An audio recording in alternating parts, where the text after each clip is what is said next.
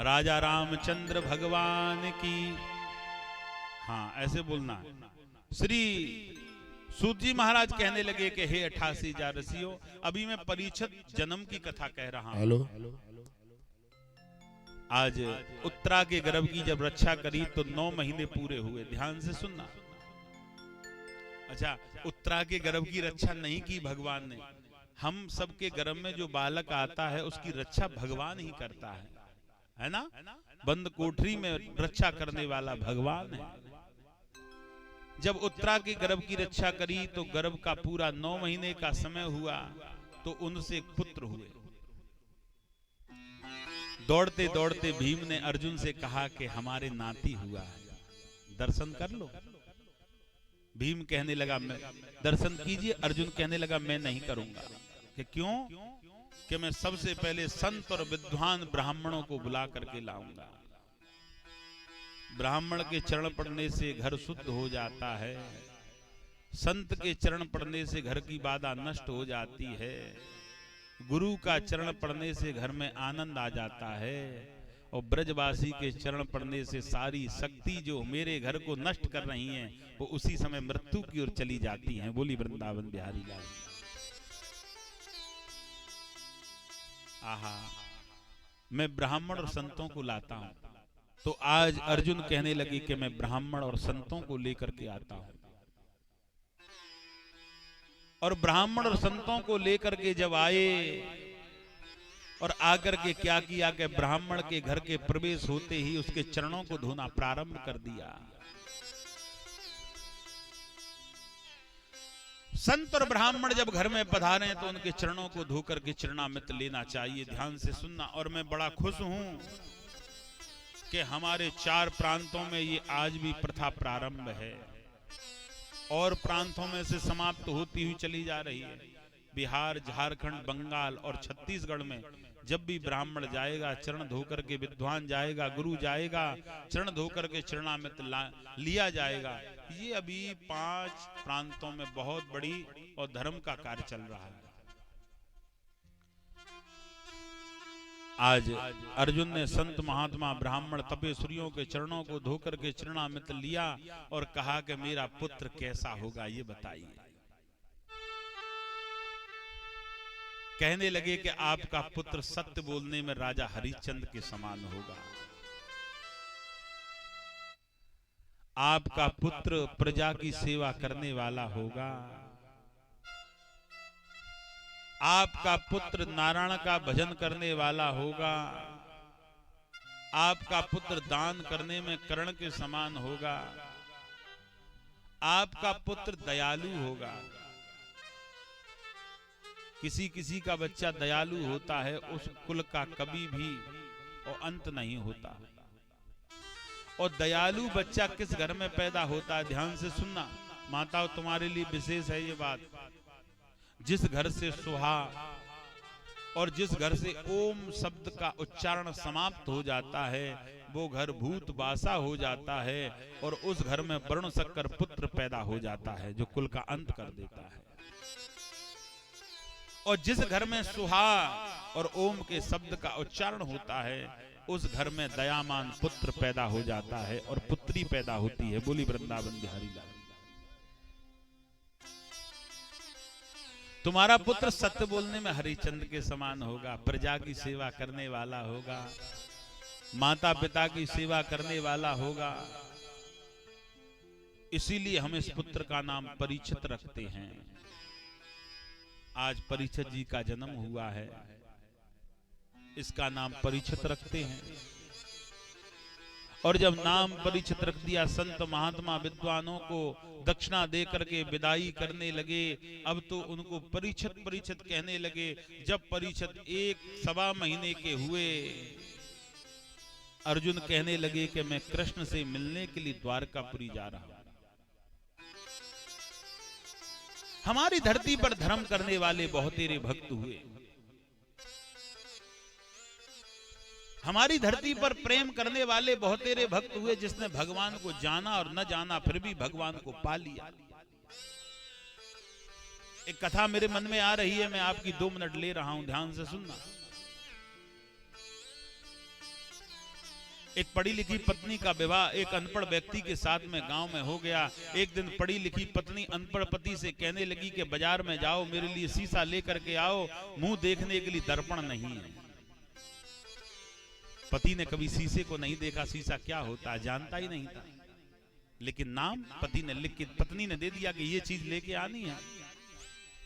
पति मेले में चल दिया, बड़े ध्यान की कथा है।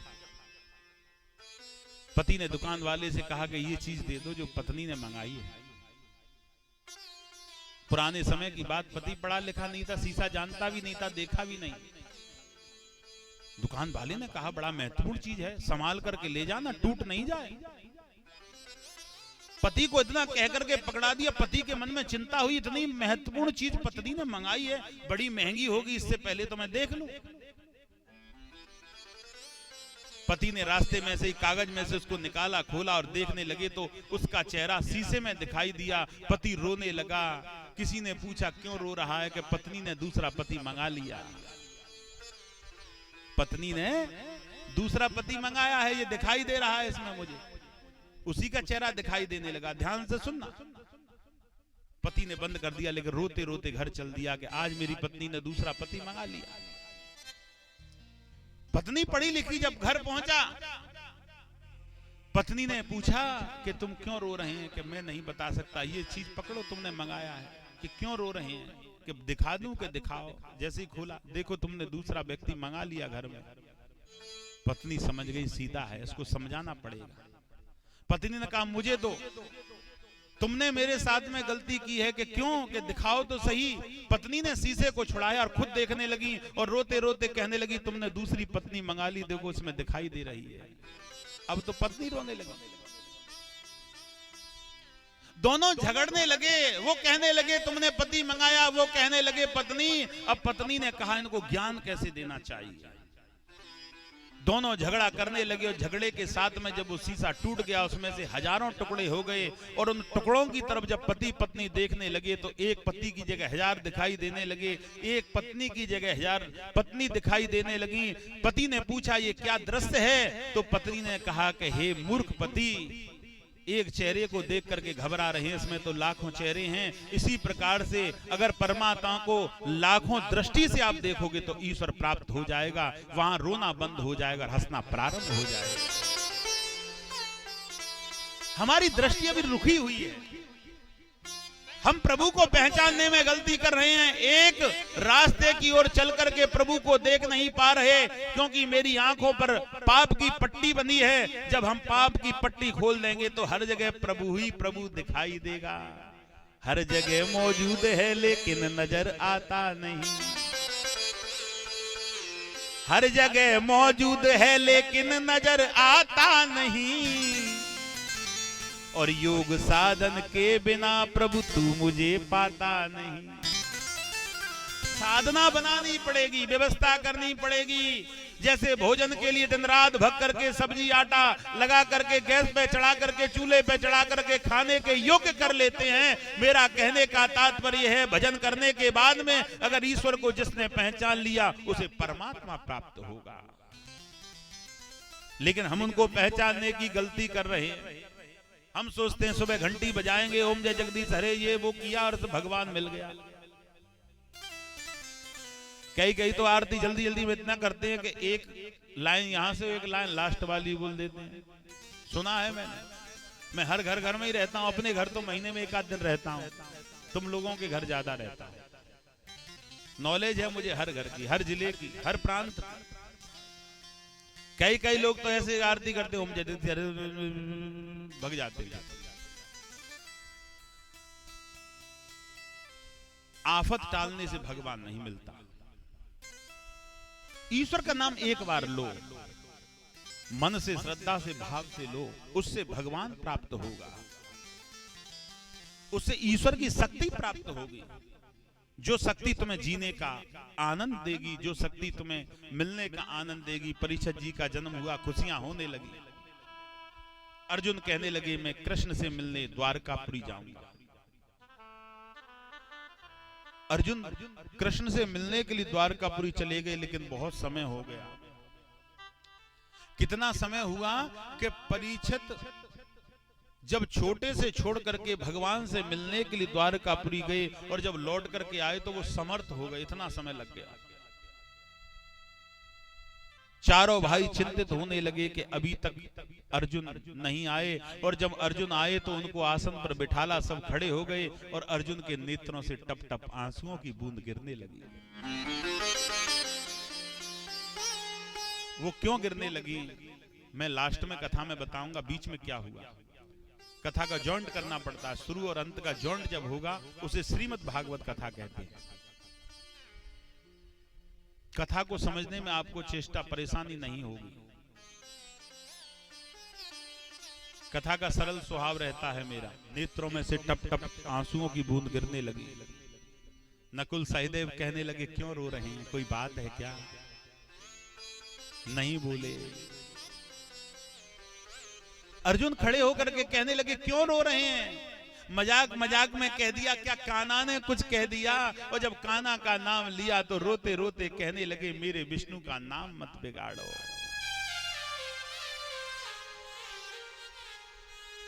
भीम कहने लगे वो कान्हा, वो तुम्हारा, उसको तुम भगवान समझ रहे हैं कि हाँ वो विष्णु है कि हाँ? हंसने लगे, मजाक कर रहे हैं, वो विष्णु कैसे हो सकता है?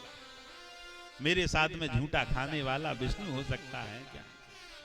आवाज लगाई लाला, पीछे पीछे गऊ चराने वाला विष्णु नहीं हो सकता। संग में झूठा खाने वाला विष्णु नहीं हो सकता।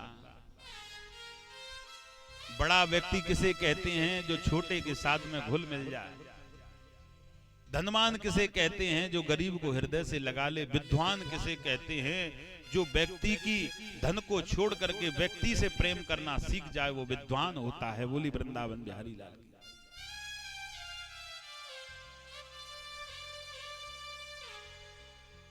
मैं प्रशंसा नहीं करूंगा। मेरे कई प्रांत ऐसे हैं, जब मैं जाता हूं गाड़ी को पहचान लेते हैं गुरुजी आ रहे हैं, और उनके घर में बैठने के लिए जगह नहीं है, लेकिन मैंने वहां बैठ करके भोजन तक किया है, क्योंकि मेरा अधिक प्रेम उससे रहता है। क्योंकि उसको लालसा होती है मिलने की। महाराज जी आ रहे हैं, उसको सुबह से ही पागल हो जाता है। धनवान कहता हाँ शाम को 6 बजे आएंगे तो मैं 5 बजे ड्यूटी से आ जाऊंगा, मिल लूंगा, कोई बात नहीं है। लेकिन वो बैठा रहेगा कि गुरुजी आ रहे हैं। आहा, वो कृष्ण हैं, वो विष्णु हैं। नकुल सहदेव भीम को विश्वास नहीं है, लेकिन कहने लगे सुनो वो विष्णु कैसे है कि कैसे है? ये कथा तुम्हारे योग्य है कि जब दुर्योधन ने हम पांडवों को भोजन दिया और भोजन में जहर मतलब विष मिला दिया, और हमने विष वाला भोजन ग्रहण कर लिया, लेकिन हम पांचों क्यों नहीं मर पाए? कि क्यों? कि ठाकुर जी ने उसमें से विष को निकाल करके और सादा भोजन हमें कराया। जब कौरव और पांडवों की भीड़ लग गई, एक तरफ कौरव एक तरफ पांडव, आवाज लगने लगी कि कृष्ण को कौन चाहेगा और बड़े बड़े योद्धाओं को कौन चाहेगा? तो मैंने खड़े होकर के कह दी कि मुझे योद्धा नहीं, मुझे कृष्ण चाहिए। उस समय सभी हंसने लगे कि अर्जुन पागल है, गंगा पुत्र भीष्म कर्ण जैसे बलवानों को छोड़ करके कृष्ण को पकड़ रहा है। और हे भीम, जब मैंने युद्ध में कृष्ण को मांगा था और कृष्ण को लेकर के जब हम चल दिए तो तू रो रहा था, और तूने मुझसे यही शब्द कहा था कि मक्खन मक्खन को तो सब और कौरव ले गए, हमारे पास में तो केवल छाछ रह गई है। तब कृष्ण ने तुमसे एक शब्द कहा था कि चिंता मत करो, वो मक्खन को तो ले गए हैं, लेकिन मक्खन खाने वाला तुम्हारे साथ में रहेगा। बोली वृंदावन बिहारी लाल। मक्खन खाने वाला तुम्हारे साथ में है, चिंतित क्यों होते हैं? आहा, आज रथ के सारथी बन गए, बड़े बड़े बलवानों से हमारा युद्ध हुआ, लेकिन युद्ध में जीत हुई कि क्यों? कि वो कृष्ण की कृपा थी। गोस्वामी जी रामायण में लिख दिया है, गीता पर कृपा राम जी की होई, गीता पर कृपा राम जी की हो। बोलिए मेरे राम मेरे राम मेरे राम मेरे राम मेरे राम मेरे राम राम मेरे राम मेरे यार तापर कृपा राम जी की होई पर कृपा राम जी की होई तापर कृपा राम जी की होई तापर कृपा करें सब कोई होता पर कृपा राम बोलिए जी ना। की होई ता पर कृपा करे सब कोई श्री राम जय राम जय जय राम श्री राम जय राम जय जय राम ओ श्री राम जय राम जय जय राम श्री राम जय राम जय जय राम श्री राम जय राम जय जय राम बोलो श्री राम जय राम जय जय राम मेरा राम हो गया मैं उसका हो गया मेरा राम हो गया मैं उसका हो गया मेरा राम हो गया मैं उसका हो गया मेरा नाम हो गया मैं उसका हो गया सबरा काम हो गया राम मेरा हो गया सबरा काम हो गया राम मेरा हो गया सबरा काम हो गया राम मेरा हो गया सबरा काम हो गया राम मेरा हो गया राम मेरा मेरा मेरा राम मेरा हो गया राम मेरा मेरा मेरा राम मेरा हो गया जय हो आहा हेलो प्रभु की कृपा आवश्यकता है आज उसी समय कहने लगे मेरे ऊपर प्रभु की कृपा है और हम लोग युद्ध को जीत गए अब कहने लगे कि क्या करें कि सुनिए मेरी और भी कथा है कि बताइए कि एक बार हम पांचों पांडव और द्रौपदी को हमें निकाल दिया घर से जंगल में भगा दिया दुर्योधन ने और जब जंगल के लिए भगा दिया तो हम जंगल में जाकर के हमारे पास में खाने के लिए कुछ नहीं था ये विशेष कथा है इन कथाओं में बहुत कम वक्ताएं छेड़ते हैं लेकिन ये विशेष कथा है और हम बियाबान जंगल में जाकर के पांडवों के पास में एक रुपया नहीं था एक घास फूस की झोंपड़ी बनाई पांडवों ने और जंगल से कंदमूल फल लाते थे और हम पांचों पांडव छठी द्रौपदी रहते थे कि हाँ हमारे निकलने के बाद में दुर्वासा ऋषि को भोजन में बुलाया किसने दुर्योधन ने और दुर्योधन अहंकारी है दुर्वासा ऋषि को भोजन के लिए बिठाला और दुर्वासा ऋषि को 56 प्रकार का भोजन दिया दुर्वासा ऋषि का मन गदगद हो गया भोजन कराने के बाद में हम लोगों की आदत होती है चरण छूते हैं महाराज जी को दक्षिणा देते हैं फिर कहते हैं सर पे हाथ रख के आशीर्वाद दे दो ऐसे ही दुर्योधन ने कहा मुझे आशीर्वाद दो दुर्वासा ऋषि के मन से आवाज आई कि तुम्हें जो मांगना है वो मांग लो दुर्योधन कहने लगा बन गया काम मैं जो मांगूंगा वो मिलेगा कि हाँ कहने लगे मुझे ऐसा आशीर्वाद दो और तुम ऐसा काम कर दो मेरे लिए दुर्वासा ऋषि के कौन सा कि बियाबान जंगल में पांचों पांडव छठी द्रौपदी रहते हैं वो सब मर जाएं उनको श्राप दे दो दुर्वासा ऋषि तो घबराए मैंने गलत बोला लेकिन मैं साधु हूं साधु बस सराय में और 2 दिन की खैर साधु बसे सराय में और 2 दिन की खैर ना काऊ से दोस्ती और ना काऊ से बैर तुम भी साधु का शब्द अपना लो साधु कपड़े पहनने वाला नहीं होता पीले कपड़े पहन ले, चंदन लगा ले, माला पहन ले, इससे भगवान नहीं मिलता। ये माला तो गले की शोभा है, पीले कपड़े से भगवान नहीं मिलता, लाल हरे गुलाबी से भगवान नहीं मिलता। पीले कपड़े थान के थान फैक्ट्री में बनते हैं, क्या भगवान थोड़ी ना रहता है वहां। चंदन बनाने वाले दिन रात चंदन बनाते हैं, क्या भगवान थोड़ी ना रहता है वहां। चंदन लगाने से मस्तक की शोभा बढ़ती है, पीले वस्त्र पहनने से भक्ति का एक चूल्हा शरीर पर चला जाता है, गले में कंठी माला पहनने से कंठ शुद्ध होता है। लेकिन तुलसी की माला पहनने वाले के शरीर में, तुलसी की माला पहनने वाले का शरीर अगर जब स्नान करता है तो डेली उसे गंगा जल की बराबर स्नान का फल प्राप्त होता है। ये विशेष बात है। कथा कथा में ध्यान आ गया, अब मुझे जो ध्यान आता बोल देता हूं। तुलसी की माला जिसने कंठ में धारण किया है, अगर वो डेली स्नान करे तो उसे गंगा जल के स्नान की बराबर पुण्य प्राप्त होता है। क्योंकि कंठी पर जब जल गिरता और वो जल शरीर पर जाता है तो वो गंगा जल बन जाता है। बोली वृंदावन बिहारी लाल। तुलसी की माला ग्रहण करने वाले के मन में कभी अपवित्रता की बात नहीं आती। कंठी धारण करने वाला व्यक्ति भजन करने के लिए इच्छुक रहता है।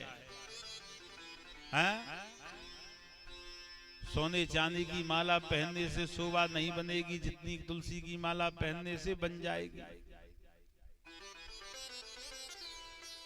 सोने चांदी की माला पहनने से तुम्हारा जीवन काल के चक्कर में बना रहेगा, और तुलसी की माला पहनने से तुम्हारा जीवन आनंद के चक्कर में बना रहेगा। बोली वृंदावन बिहारी लाल। सोने की चैन पहन के जाओगे, रात हो जाएगी, उतार के पर्स में रख लो, कोई गला नहीं काट दे, क्योंकि काल के चक्कर में बने रहोगे तुम। और कंठी गले में पहनी होगी तो भक्ति के चक्कर में बने रहोगे। मूल दोनों का अलग है। कंठी गले में जब जाएगी तो वो भक्ति के प्रकाश से और तपस्या के प्रकाश से ही गले में रह सकती है, और सोने की चैन पहनोगे तो वो धन के प्रकाश से रह सकती है। इन दोनों का प्रकाश किसका तेज है, आप विचार करना कथा के बाद में। बोली वृंदावन बिहारी लाल। श्री सूजी महाराज कहने लगे कि आज परीक्षित का विवाह करके वो कहने लगे कि जब दुर्वासा ऋषि से कहा कि तुम जाइए और जंगल में पांचों पांडव द्रौपदी को श्राप दे दीजिए, दुर्वासा ऋषि कहने लगे मैं प्रयास करता हूं। और दुर्वासा ऋषि चल दिए। ध्यान से सुनना। और जब दुर्वासा ऋषि श्राप देने के लिए पहुंचे, आवाज लगाई, कुटिया पर पहुंच के पांडवों, द्रौपदी दौड़ती दौड़ती आ गई। दुर्वासा ऋषि को देख करके मन गदगद हो गया। संत को आने से, विद्वान को आने से व्यक्ति पागल हो जाता है।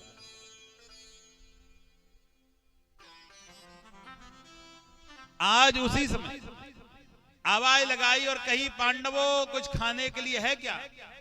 द्रौपदी आ गई, गुरुजी मिल गए, गुरुजी की सेवा करनी है।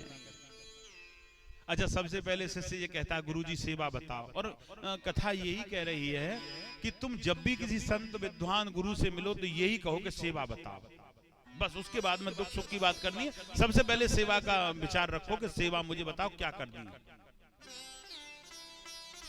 बताई सेवा। अब गुरुजी कहने लगे श्राप तो देना है मुझे, अब ऐसी सेवा बताऊं जो कर नहीं पाए। कहने लगे कि हमारे लिए और हमारे 100 शिष्य जो साथ में आए इनके लिए भोजन बनाइए, ये 2 दिन के भूखे हैं।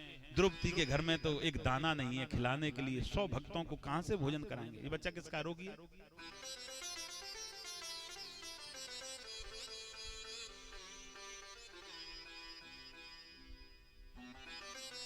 आज उसी समय, अच्छा मैं इधर आया हूं, 2-3 घरों में मिला हूं, एक चीज की मुझे बहुत अच्छाई मिली, जो सत्य है बोल रहा हूं। कुत्ते घर में कम रखते हैं। हाँ, ये नहीं, ये अच्छी बात है। और कई जगह जाता हूं तो सबसे पहले आदमी बाहर कम निकलता, कुत्ता ही निकल आता गेट खटखटाते, जैसे यही मालिक हो घर का। हाँ, सेवा करो जीव की। मैं भी सेवा कराता हूं, मैं 2-3 गौशाला चला रहा हूं और गौ हॉस्पिटल भी एक। सेवा कीजिए, ऐसी सेवा भी नहीं जो कि सेवा विचलित हो। दिल्ली का भक्त मुरारी लाल में गया, मुझे पंखा दे दिया, कूलर दे दिया, गर्मी का समय, सुबह 4 बजे जैसे ही निकला छत पर टहलने के लिए, बगल वाले कमरे से ठंडी हवा आ रही है। मैंने दुख किया, मुझे कूलर खुद एसी में सो रहा है, और जब 2 घंटे बाद खोला तो वो बेचारे पंखे में सो रहे, मैं कूलर में, कुत्ता एसी में सो रहा था। मैंने कुत्ते के आगे बिठाला, मैं धन्य है प्रभु, तुम तो महान हो। मेरे साथ का एक ब्राह्मण है, वो नहीं रह रहा, वो कहने लगा, हे भगवान मुझे भी कुत्ता बनाना, ऐसे एसी में तो रहूंगा। इतनी महिमा उसकी। मैं कूलर पंखे में, घर का मालिक अकेला पंखे में, जो डॉक्टर था वो कुत्ता एसी में सो रहा। कितना सौभाग्यशाली होगा वो। घनश्याम तेरी गैया मैया पत्तल चाटे बाजारों में। घनश्याम तेरी गैया मैया पत्तल चाटे बाजारों में। और कुत्ते की कीमत बढ़ गई है, ये घूमे महंगी कारों में। गौ माता घूम रही है डंडे खाते हुए बेचारी, कचरा फेंकते, उसको फाड़ के थैली देखती है, क्या है मेरे योग्य। और जब थैली नहीं फटती तो थैली ही खा जाती है। जो पेट में जाकर के वो निकलती नहीं है, उससे थलैला नाम की बीमारी होती है, उससे गौ माता तड़प तड़प के मर जाती है। मैंने ऐसी गायों का, हजारों गायों का इलाज कराया जिनके यहाँ पन्नी चढ़ गई, थलैला नाम की बीमारी बनी और वो अंदर अंदर से मरने लगी गाय। अभी 2 साल पहले हाथरस के पास में एक कोतवाली पड़ती चंदपा, उसको 2 दिन रोड जाम किया मैंने इसी शब्द को लेकर के। वहां लगभग 20 से ऊपर गाय मारी गई इस बीमारी को लेकर के। गौ माता हमारी माँ है। मंदिर में जाते हैं, गौ माता पत्थर की बनी रहती है तो उसको माला पहनाएंगे, लड्डू जबरदस्ती घुसेड़ेंगे, जो पत्थर की माता है उसमें गौ माता, और जिंदी माता में डंडी मार के भगा देंगे। कैसे हम लोग सनातनी है।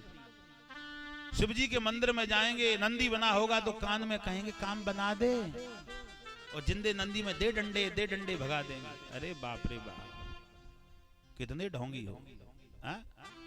पत्थर वाले नंदी से कह रहे काम बना दे, सुनने वाले नंदी में डंडा मार रहे हैं। कई प्रांतों में तो इतनी गड़बड़ व्यवस्था है कि नंदियों के ऊपर तेजाब फेंक दिया जाता है। एक वीडियो देखना मेरी, उस नंदी के ऊपर इतना तेजाब फेंका है, उसके लिए डॉक्टर मैंने खुद बुलाया, और डॉक्टर के साथ में खुद मैंने उसकी लगभग 1 हफ्ते सेवा करी, वो बच गया। उसके ऊपर लगभग कम से कम 2 लीटर और तेजाब फेंका, जिससे उसकी पूरी चमड़ी जल गई, ऊपर से अंदर कीड़े पड़ गए। पत्थर के नंदी को दुख बता रहे हैं, जिंदे नंदी को मार करके भगा रहे हैं। ये सनातनियों का कितनी विडंबना की बात है। भगवान श्री कृष्ण जिस गौओं को चराने के लिए नंगे पैर बन बन भटके, उस गौ माता को डंडी मार के दरवाजे से भगा देते हैं। और भागवत में लिखा है कि माता को 5 यज्ञ डेली करनी चाहिए। माताओं सुन लो, बातों ही बातों में ध्यान आ गया। 5 यज्ञ प्रतिदिन माता को करनी चाहिए। अब तुम कहोगे यज्ञों में पैसा लगता है, लेकिन फ्री वाली यज्ञ हैं, ये ध्यान से सुनना।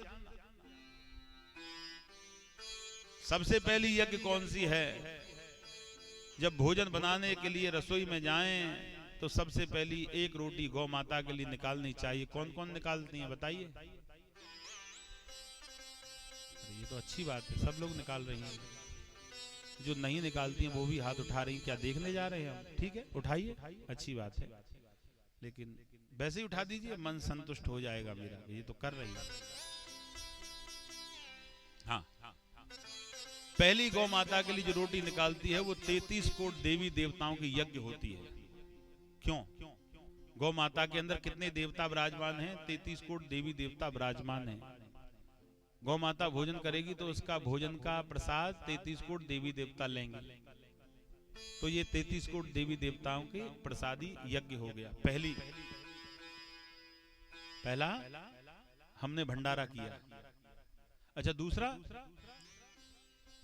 दूसरा, जब हम दूसरी रोटी बनाते हैं तो उस रोटी का क्या करते हैं कि उस रोटी को थाली ले जा करके अपने घर के जो इष्ट भगवान हैं, जिनको मैं मानता हूं, कृष्ण राम जो भी है, उसकी थाली का भोग लगाते हैं। दूसरा, जो मेरी कुल की देवी है, जिसको कुल मेरा पूछता हुआ चला आया है, कुल देवी का भोग। तीसरी यज्ञ, चौथी यज्ञ कहाँ होती है? जो हमारे घर के पितृ हैं, वो शरीर छोड़ के चले गए, लेकिन उनके द्वारा हम हैं, उनके लिए भोग लगाना चौथी यज्ञ। पांचवी यज्ञ जो हमें मोक्ष के लिए ले जाता है, गुरु जिसने कान में मंत्र दिया है, कान में मंत्र देने वाला ही गुरु होता है, उसका भोग लगाते हैं। 5 यज्ञ होती है। अब तुम सोचोगे 5 यज्ञ में तो लगभग 5 रोटी गई, 150 ग्राम आटा तो गायब। आटा बहुत महंगा है? लेकिन आटा बिल्कुल नहीं गया, केवल गौ माता ने खाया है, वो ही गया है। एक थाली से ही जो इष्ट भगवान का भोग लगा है, वही कुल देवी का लग गया, उसी थाली से, उसी का पितृ का, उसी का गुरु का, और सबका भोग लगाने के बाद में जो घर के बुजुर्ग हैं, माता पिता, उस थाली को उसको दे दीजिए, तो ये पूरी यज्ञ स्वीकार आपकी होती है। बोली वृंदावन बिहारी लाल। अच्छा, कौन कौन करेगा इस यज्ञ को कल से, बताइए?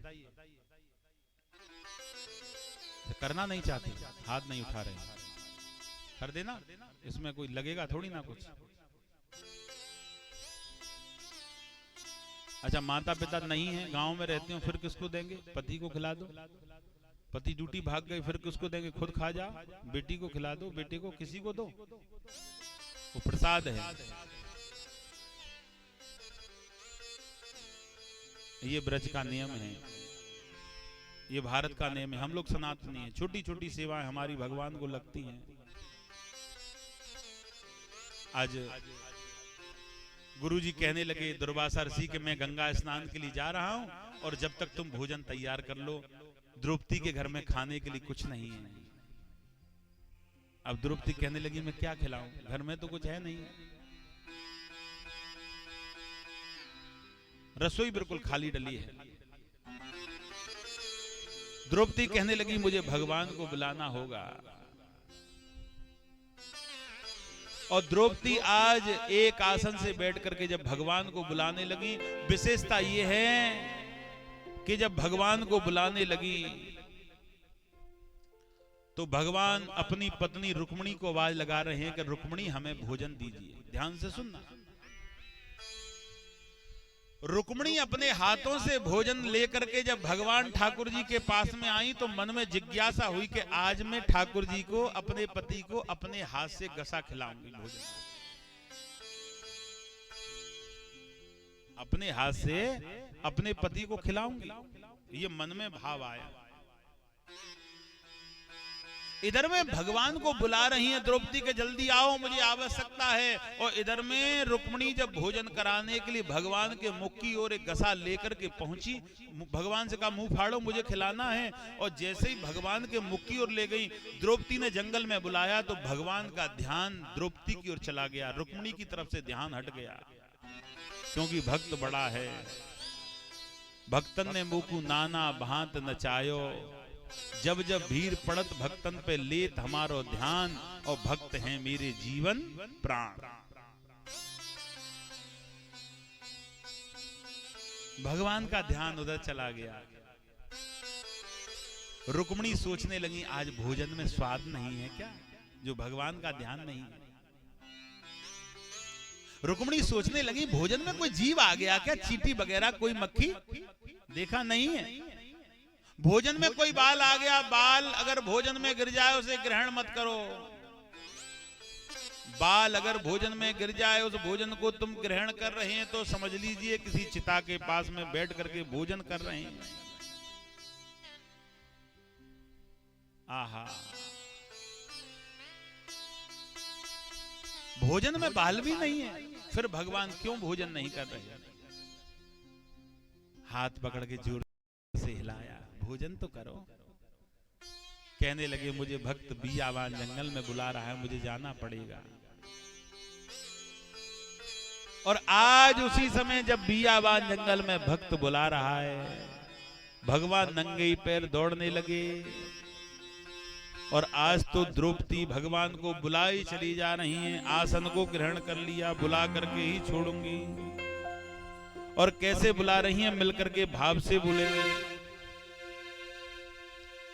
मिलकर के आप भी ध्यान से बोलना, आप भी मदमस्त हो जाना, जीवन का संग है। और ऐसे ही प्रेम से, और यही कह रहे हैं, मिलकर के आप भी बोलिए, मस्ती में झूम जाइए और यही कहिए कि भर लाई रे मटुकिया राम रस की, भर लाई रे मटुकिया राम रस की। भैया मिट्टी वाली मटकी नहीं है, तुम श्रोता हैं और श्रोता का हृदय ही मटकी है। और झूमते हुए, मदमस्त होते हुए, कुर्सी वाले कम झूमना, टेंट की कुर्सी है कमजोर होती है।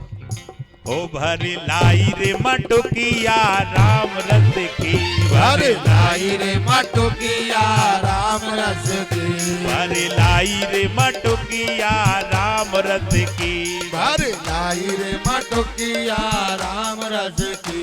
अरे राम रस की, राम रस की, राम रस की, राम रस की, राम रस की, राम रस की, ओ राम रस की, राम रस की। भर लाई रे मटुकिया राम रस की, भर लाई रे मटुकिया राम बैठे बैठे, रस की। ओ भर लाई रे मटुकिया राम रस की, भर लाई रे मटुकिया हरि राम रस बोल। की।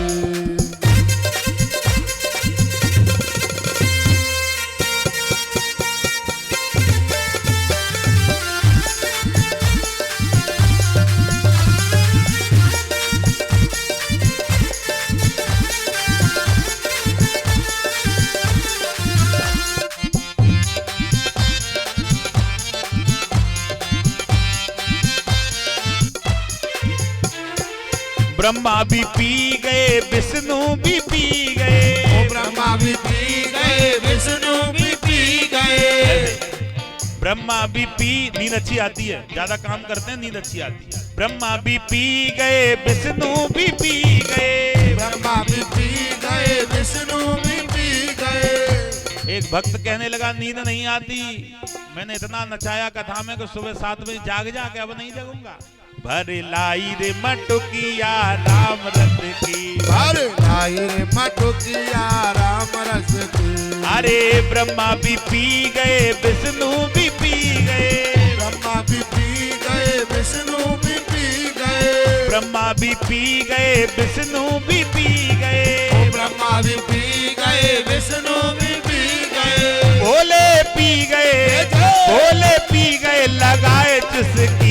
भर लाई रे, भर लाई रे मटुकिया राम रस की, भर लाई रे मटुकिया राम रस की। अरे राम रस की, राम रस की, राम रस की, राम रस की, राम रस की, राम रस की, राम रस की, राम रस की। भर लाई रे मटुकिया राम रस की, भर लाई रे मटुकिया राम भाव रस से।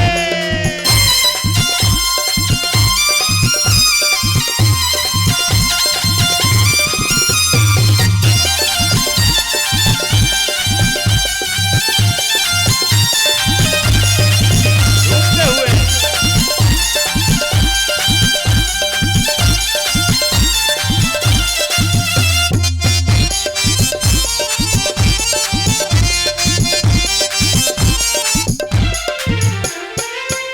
नाचना नहीं आए फिर भी हिलते रहो, हाँ, उल्टे सीधे जैसे भी टेढ़े मेढ़े जो।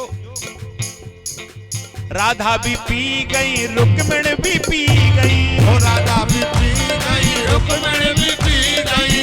राधा भी पी गई, रुक्मिणी भी पी गई, राधा भी पी गई, रुक्मिणी भी पी गई।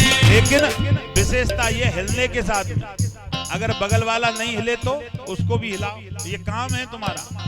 और कैसे? ऐसे हिला दो, ऐसे हिला दो।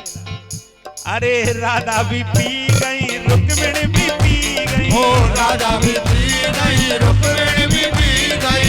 गोपी पी गई, गोपी पी गई, लगाए चुस्की। भर लाई रे, भर लाई रे मटुकिया राम रस की, ओ भर लाई रे मटुकिया राम रस की। राम रस की, राम रस की, राम रस की, राम रस की, राम रस की, राम रस की, राम रस की, राम रस की। भर लाई रे मटुकिया राम रस की, भर लाई रे मटुकिया राम रस की। हरि बोल।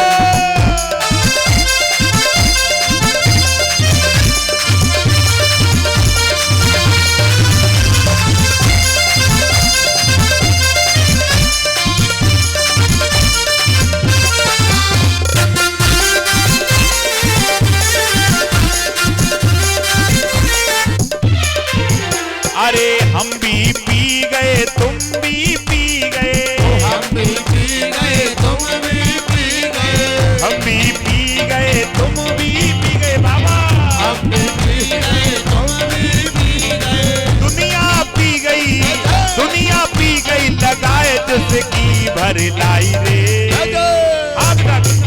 भर लाई रे मटुकिया राम रस की, भर लाई रे मटुकिया राम रस की। अच्छा ठाकुर जी का कौन कौन हो एक बार हाथ उठा के, और हाथ नीचे नहीं होने चाहिए।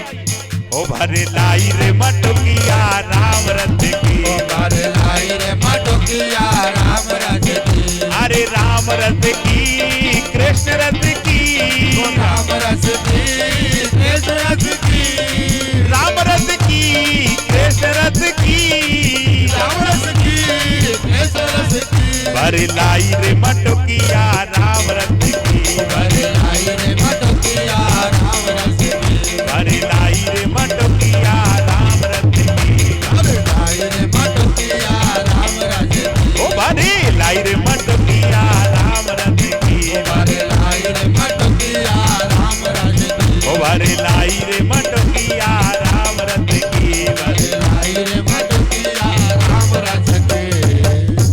बोली राजा राम नहीं देता वो, लेकिन हमारे साथ में है। लेकिन हम लोगों का कल्चर बदल गया है, भक्ति में शर्म लगती, रोड पर नाचते हैं, बुआ फूफा मौसी मौसा सब नाचते हो। गाना कौन सा चलता है कि आज मेरे यार की शादी है, उस गाने पे बुआ भी नाच रही है, मौसी भी, ये सब लोग कल्चर बदल गया है ना। चलिए जो भी है संभालिए जीवन को। बोली वृंदावन बिहारी लाल की। आज उसी समय जब भगवान श्री कृष्ण को बुलाया तो भगवान नंगे ही पैर दौड़ने लगे, और भगवान नंगे ही पैर दौड़ते दौड़ते आ गए। अब भगवान तो बड़े शरारती हैं, नटखट है ना ठाकुर जी। ठाकुर जी को पता थी कि क्यों बुलाया है द्रौपदी ने, लेकिन फिर भी कहने लगे द्रौपदी मैं भोजन को छोड़ के आया हूँ, रुक्मिणी ने 56 प्रकार का भोजन बनाया था कि अच्छा कि हाँ कि मेरे लिए भोजन लेके आओ। रुक्मिणी कहने लगी कि भोजन को छोड़ करके आई हूँ, देखो रुक्मिणी मना कर रही थी, लेकिन द्रौपदी तुम्हें भोजन तो कराना ही पड़ेगा। द्रौपदी कहने लगी भोजन होता ही तो मैं तुम्हें क्यों बुलाती, भोजन के लिए तो बुलाया ही है, घर में कुछ नहीं है। भगवान कहने लगे रसोई में जाओ, जो कुछ मिल जाए वो ले आओ। द्रौपदी कहने लगी नहीं है, जाओ तो सही। द्रौपदी रसोई में गई, घर में कुछ नहीं है, अरे कुछ मिल जाए। फिर दोबारा रसोई में गई, नहीं है प्रभु के, अब की और जाइए। जब रसोई में गई एक चावल का टुकड़ा दिखाई दिया, उस चावल को उठाया, क्रोध में आके इसी को दूंगी ठाकुर जी को। जिद करते हैं, नखरारो मेरो काना मेरी बात ना माने। गोपियां गाती हैं नखरारो मेरो काना मेरी बात ना माने। जिद्दी है, इसी को ले जा करके दे दूंगी। चावल का टुकड़ा ले गई, भगवान की हथेली पर रख दिया। भगवान भोजन के भूखे नहीं होते, वासना के भूखे होते हैं। भगवान ने उस चावल को मुख में डाल लिया और डालते डालते कहने लगे जल थर नभचर द्रवचर नाना और ये जड़ चेतन जीव जहान। धरती पर रहने वाले पशु पक्षी, पाताल में रहने वाले, आकाश में रहने वाले जितने भी जीव जंतु हैं, सबके पेट भर जाए। और सबके पेट इतने भर गए, लेकिन दुर्वासा ऋषि के शिष्य जो श्राप देने के लिए आए थे कि ये भोजन नहीं कराएंगे, मैं श्राप दे दूंगा द्रौपदी को, उनके इतने पेट भर दिए कि वो तो जंगल में बार बार भागने लगे भोजन को पचाने के लिए। प्रभु की लीला मैंने जान नहीं पाई, कब मोए अपनों आप बनाए ले, कब मेरे दिल में वो बस जावे, हरि नाम के शब्द से वो कृष्ण मुझे तो अब मिल पावे। वो माया का भूखा नहीं है, वो शब्द का भूखा है। खट्टी मीठी डकारें आने लगी दुर्वासा ऋषि के शिष्यों को, दुर्वासा ऋषि को आए तो दुर्वासा ऋषि देने के लिए श्राप, लेकिन दे गए वरदान और पांडवों से कह दिया कि तुम बलवान होंगे, तुम महान होंगे, तुम तपेश्वरी होंगे। सहारा कृष्ण का। हम लोग कहते हैं कि अगर फंस जाएं तो तिनके से पार हो जाते हैं, वो तिनका कृष्ण है, वो तिनका राम है। राम दिखाई नहीं देता लेकिन रहता कहां है, कृष्ण दिखाई नहीं देता लेकिन रहता कहां। इसी मध्य, इसी बीच एक कथा ध्यान आ रही है, आपके लिए बड़ी महत्वपूर्ण है और उस माता के लिए बहुत बड़ी महत्वपूर्ण है जो धैर्य की शक्ति में जीना चाहती है।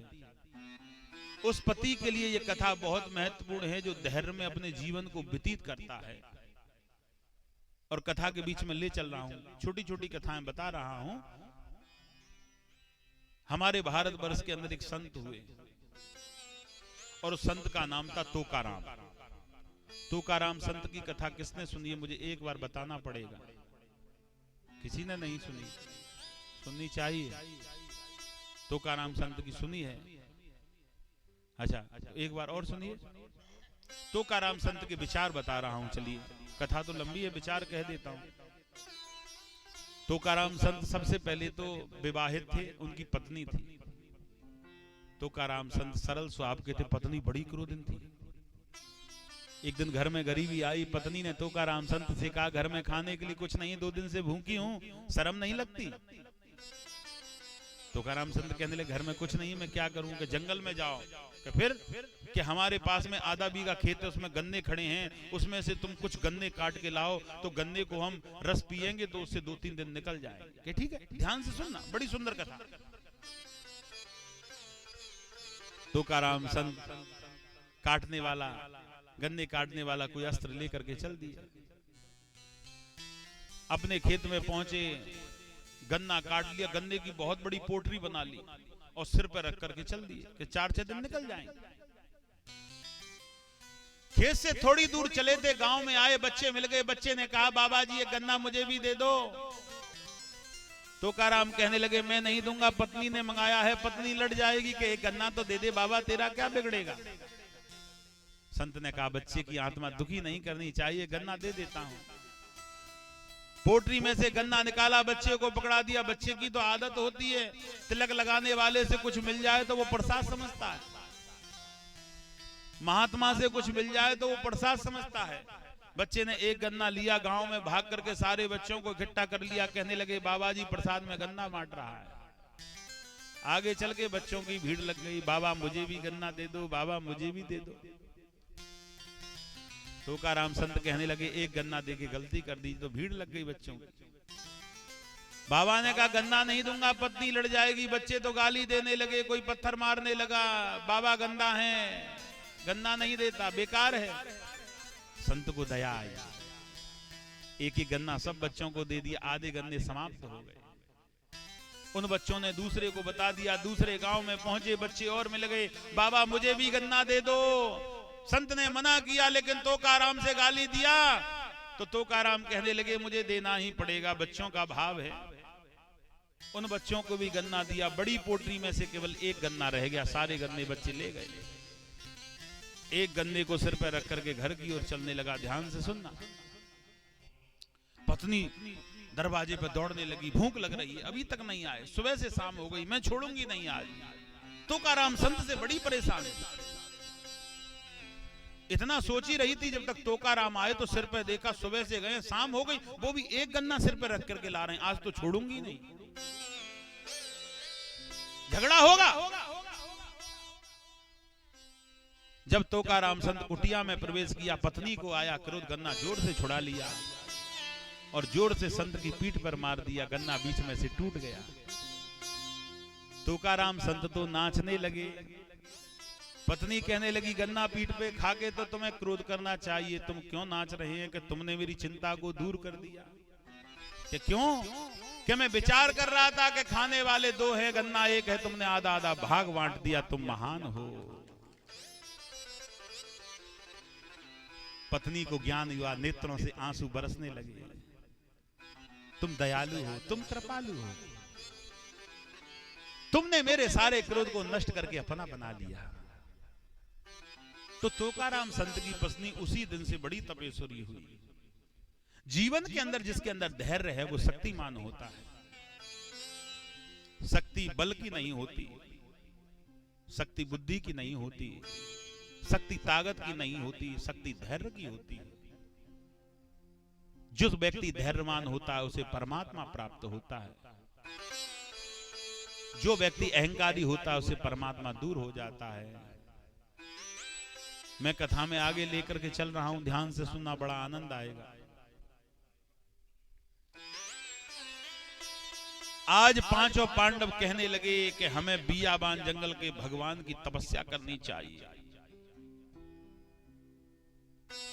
और आज राजा परीक्षित को राज तिलक करके पांचों पांडव बियाबान जंगल में तपस्या के लिए चले गए। लेकिन राजा परीक्षित कहने लगे कि मुझे राज तो सौंप दिया, लेकिन मैं राज को चलाना नहीं जानता। मैं देखूं तो सही कि मेरा राज कहां कहां तक लगता है। यह महत्वपूर्ण कथा है भागवत की जो मैं सुनाने जा रहा हूं। और कथा तो हर शब्द महत्वपूर्ण है, जो शब्द मुझे भा जाए मन के अंदर। बाजार में साड़ी लेने जाते हैं, एक साड़ी खरीदती है माता, 50 साड़ी खुला देती है दुकान वाली। क्या तुमने 50 में से एक खरीदी है? 49 क्या फेंकी थोड़ी ना जाएंगी। उनको भी पसंद करने वाला कोई होगा, जिसको जो भक्ति, जिसको जो भाव, जिसको जो प्रेरणा, जिसको जो शक्ति, जिसको जो ज्ञान, जिसको जो भक्ति, जिसको जो कथा, जिसको जो लाभ, जिसको जो प्रेरणा मिल जाती है, वो उसी में रम जाता है और उसी में परमात्मा उसे प्राप्त होता है।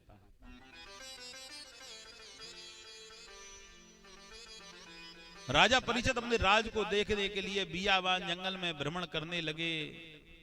चलते चलते एक बगीचे में पहुंचे, एक वृक्ष के नीचे जाकर के बैठ गए। नींद आ गई, थोड़ी सी देर में नींद खुल गई। और नींद खुलते ही राजा परीक्षित क्या देखने लगे कि एक किसान एक बैल को जोर जोर से लकड़ी से मार रहा है और उसके पास में खड़ी हुई गौ माता रो रही है।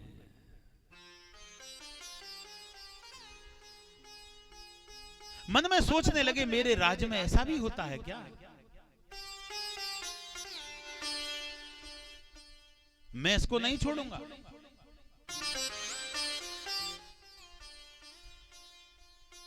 आज उसी समय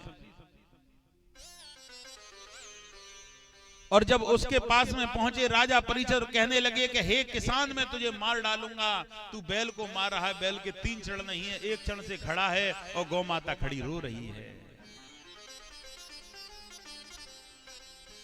गौ माता कहने लगी तुम इस पे क्रोध मत करो, मैं तुम्हें बताती हूं कि क्या, कि जो आपके सामने बैल खड़ा हुआ है ये बैल नहीं है। अच्छा, जो आपके सामने मैं गौ माता हूं, मैं गौ माता नहीं हूं। और जो आपके सामने मनुष्य खड़ा हुआ है वो मनुष्य नहीं है। कि फिर कि जो आपके सामने बैल खड़ा हुआ है ये बैल नहीं है, धर्म है।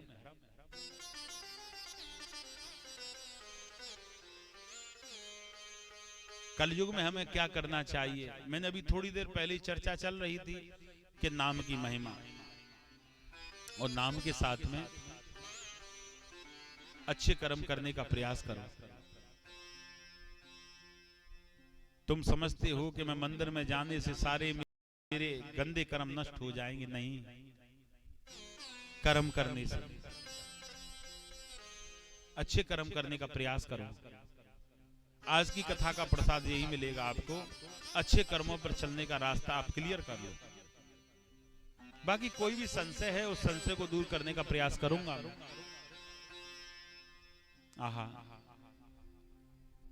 और जो आपके सामने मैं गौ खड़ी हूं, मैं गौ माता नहीं हूं, मैं धरती हूं, क्योंकि जब धर्म कम होता है तो धरती हिलने लग जाती है। और जो आपके सामने मनुष्य खड़ा है, ये मनुष्य नहीं है कि फिर इसका नाम है कलयुग। इतनी सी देर में कलयुग कहने लगे, यहां से आगे की कथा मैं बताऊंगा कि बताओ वो तुम्हारे लिए महत्वपूर्ण है कि ठीक है।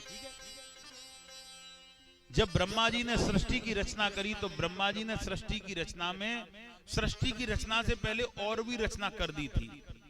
और वो रचना कौन सी, ध्यान से सुने। अब सृष्टि की रचना थोड़ी सी बोल देता हूं, उसके बाद मैं ये बताता हूं। सृष्टि की रचना में ब्रह्मा जी ने मनु और शत्रुपा को उत्पन्न किया।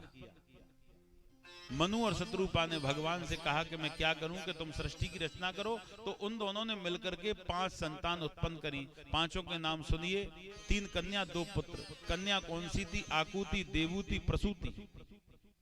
और 2 पुत्र प्रियवत और उत्तानपाद। उससे हम तुम्हारी रचना हुई, मनुष्य की रचना। अच्छा, मैं अभी बता रहा था कि उससे पहले और रचना करी भगवान ने। उससे पहले 4 युग तैयार करी। वो 4 युग कौन हैं? सतयुग, त्रेता, द्वापर, कलयुग। ये कलयुग राजा परीक्षित को बता रहे हैं। ब्रह्मा जी ने 4 युग तैयार किए, सतयुग, त्रेता, द्वापर, कलयुग। इनकी आयु भी दे दी। आयु भी एक बार सुन लीजिए।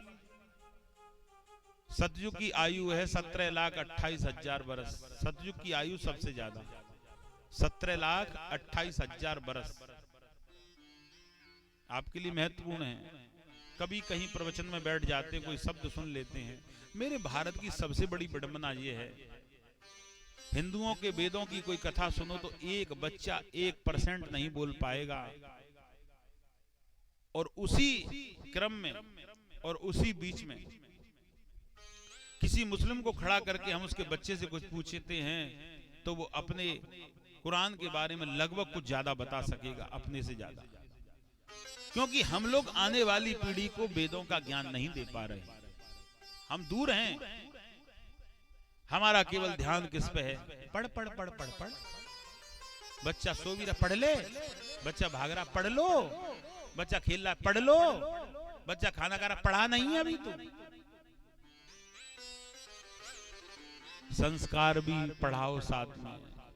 पढ़ने से उसे भोजन तो मिल सकता है, लेकिन संस्कार नहीं है तो तुम्हारा जीवन जब उस बुढ़ापे की ओर आएगा तो उस समय तुम्हें सेवा की अवस्था होगी, तो उस समय संस्कारी सेवा कर पाएगा। पढ़ने वाला तो बहुत दूर भाग जाएगा, जो कि तुम सेवा से वंचित रह जाएंगे। बोली वृंदावन बिहारी लाल की। कौन सी ऐसी माता है जो बच्चे को ज्ञान देती है कि सुबह उठकर के पिता के पैर छुआ करो? कौन सा ऐसा पिता है जो कहता है कि माता के सुबह उठ के पैर छुआ करो? माता ऐसा नहीं कहती। माता केवल ये ज्ञान देती हैं, आपकी नहीं बोल रहा हूं। जो कोई है ऐसी तो उसकी बोल रहा हूं। हाँ, माता ये ज्ञान देती, दादा से मत बोलना, दादा तुम्हारे चाचा से प्रेम करता, हमसे नहीं करता। दादा से बोलना छोड़ दो। बच्चे के अंदर ईर्ष्या पैदा कर दी। दादी के पास में नहीं जाना, दादी तुम्हारे ताऊ से ज्यादा प्रेम करती, हमसे करती नहीं है। बच्चे के मन में ईर्ष्या जागृत कर दी। वो बीज बो दिया तुमने, शुरू से ही बीज बो दिया। अब वो कहां सेवा करेगा? बुआ आए तो घर में झूठ बोल देना, घर में पैसा नहीं, हम परेशान हैं, नहीं ज्यादा देना पड़ेगा। वो बच्चा सीख गया कि ये मैं भी करूंगा। ये ईर्ष्या हम लोग जगा रहे हैं, उसको सिखा रहे हैं। ये सीखो। जिस दादी से, जिस दादा से, जिस ताऊ से, जिस चाचा से तो दूर कर रहे हैं, वो बच्चा बड़े होकर के समझ जाएगा कि इन्होंने मुझको दूर किया, आज मैं भी इनसे दूर हो जाऊंगा। ये तुम सिखा रहे हो, बच्चे का दोष नहीं है।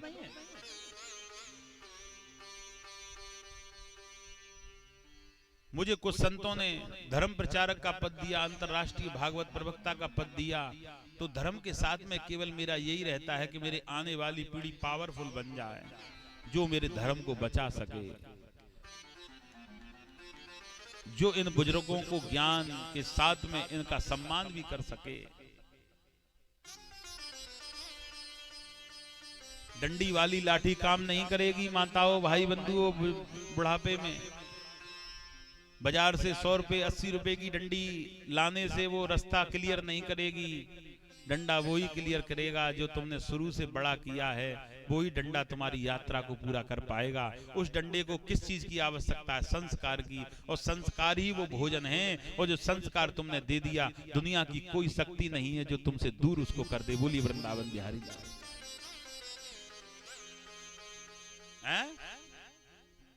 आदत बुरी सुधार लो, बस हो गया भजन। आदत बुरी सुधार लो, बस हो गया भजन। भैया कर्मी भजन है,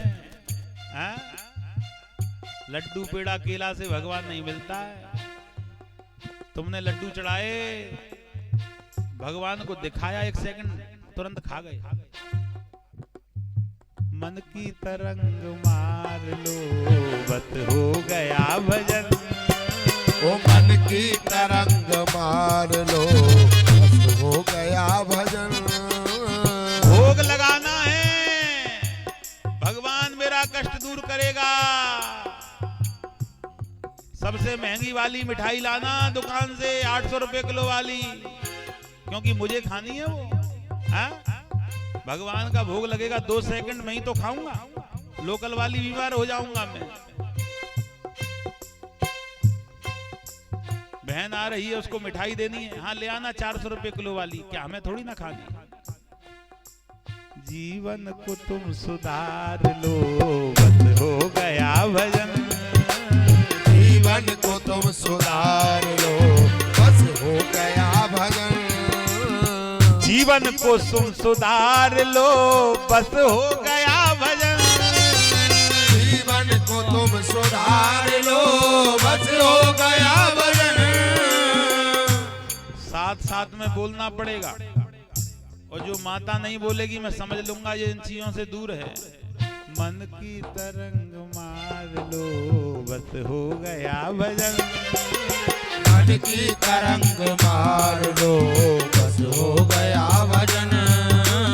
माँ बाप की तू सेवा कर ले, ये ही तेरा धर्म है। माँ बाप की तू सेवा कर ले, ये ही तेरा धर्म है। भैया अयोध्या जाऊंगा, सेल्फी खींच करके लाऊंगा फोटो की। सेल्फी से भगवान क्यों मिलेगा? भगवान के दर्शन करे 2 मिनट, दे फोटो, दे फोटो, दे फोटो, फोटो फोटो। भिखारी ने कहा 10 रुपए दे, हट फोटो खींचने दे, सेल्फी बिगड़ रही है। माँ बाप की तू सेवा कर, यही तेरा कर्म है।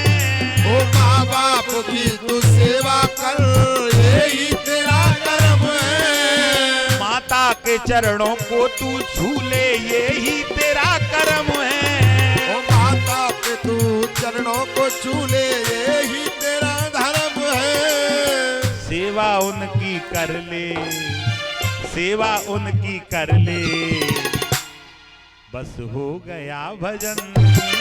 सेवा उनकी कर ले, बस हो गया भजन। सेवा उनकी कर ले, बस हो गया भजन। ओ सेवा उनकी कर ले, बस हो गया भजन। बस हो गया भजन भैया, बस हो गया भजन। ओ बस हो गया भजन, बस हो गया भजन। आदत बुरी सुधार ले, बस हो गया भजन। भजन भजन आदत बुरी सुधार ले, बस हो गया भजन। हरि बोल। बहुत अच्छे बेटा।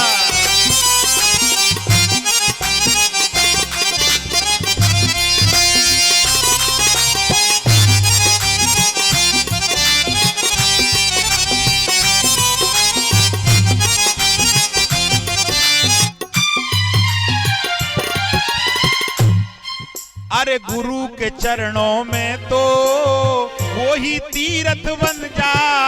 गुरु के चरणों में तो वो ही तीर्थ बन जा। एक कथा में लगभग बड़ी कथा होती है तो लगभग मेरे 800-900 शिष्य बन जाते हैं और 8 महीने में उनमें से 30% ही रह जाते हैं। हाँ, 70% का ना मुझे पता ना उन्हें पता कि गुरु कहाँ भाग रहा है, और मुझे भी नहीं पता चेला कहाँ भाग रहा है, क्योंकि टच में ही नहीं रहता। वो सोचता मंत्र मिला कि मुझे भगवान प्राप्त हुआ, लेकिन मंत्र मिलने से भगवान प्राप्त नहीं होता। गुरु की सेवा, गुरु के चरणों में तो वो ही तीर्थ बन जा।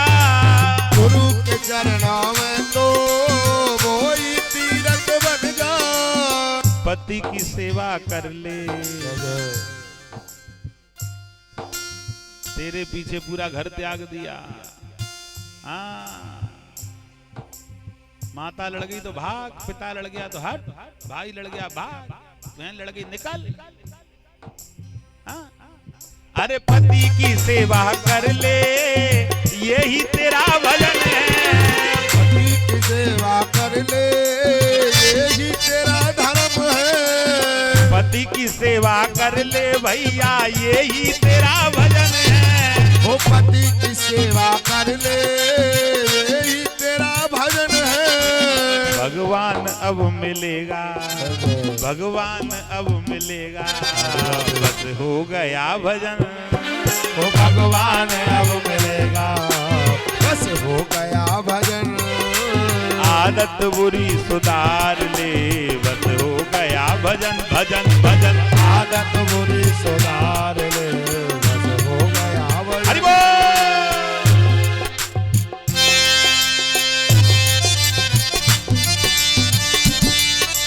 घूमते रहो, सोचते रहो हम क्या कर रहे हैं। जो माता गड़बड़ कर रही हैं वो मन में दुखी हैं। हाँ,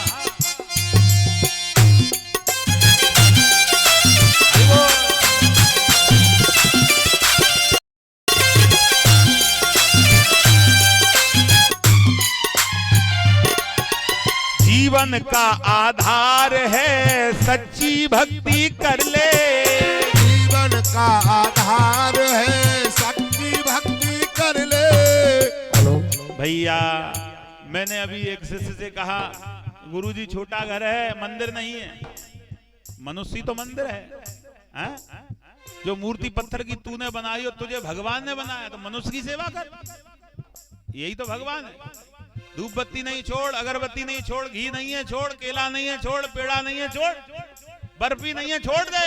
तू है और मनुष्य है, और मनुष्य भी नहीं है तो आकाश में हर जगह भगवान है, उसका नाम लेकर के उच्चारण कर। ऐसा कर्म तू कर ले, बस हो गया भजन। वो ऐसा कर्म तू कर ले, बस हो गया भजन। ऐसा कर्म तू कर ले, बस हो गया भजन भजन भजन। ऐसा कर्म तू कर ले, बस हो गया भजन। बोली वृंदावन बिहारी लाल की जय हो। जोर से वो, मैं सबसे छोटा हूँ, मेरी उम्र तो बहुत कम है। अरे कितनी है बता दो, मुझे लज्जा आ रही है। कम है ना? अरे बताओ जितनी भी है। कहने लगे बहुत कम है। कि फिर भी तो कलयुग कहने लगे कि मेरी आयु है 4,32,000 वर्ष। अभी कलयुग की शुरुआत हुई है, थोड़ी सी 5,000 के आसपास हम लोग निकले हैं। राजा परिचित कहने लगे तुम तो बहुत अच्छे हैं, तुम्हें रहने के लिए मैं अवश्य जगह दूंगा। कहने लगी मेरी और विशेषता सुन लीजिए। कि सुनाओ कि सतयुग त्रेता द्वापर में व्यवस्था अलग थी। अच्छा, जब सतयुग त्रेता द्वापर कलयुग आए तो उनके नियम अलग अलग बनाए। ये हमारे विद्वानों ने, भगवान ने बनाए। ध्यान से सुनना, मैं बतला रहा हूं। सतयुग का क्या नियम था कि एक मनुष्य अगर अच्छे या बुरे कर्म करता था, वो सभी मनुष्यों को भोगना पड़ता था। तो इसलिए सतयुग में एक बुरे कर्म की ओर निकलता तो सब उसे रोकते, इसलिए सतयुग में सत्य की बातें होती थी। उसके बाद में आया त्रेता। त्रेता में राम हुए। त्रेता में अगर एक मनुष्य अच्छे बुरे कर्म करता था तो वो पूरे नगर को भोगना पड़ता था। तो सतयुग में मनुष्य में प्रेम था, त्रेता में नगर में प्रेम था।